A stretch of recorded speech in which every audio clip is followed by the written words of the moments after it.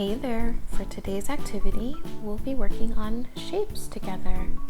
Let's try squares. You'll need colors. A square is a special kind of rectangle. All four sides are the same length. 1, 2, 3, 4.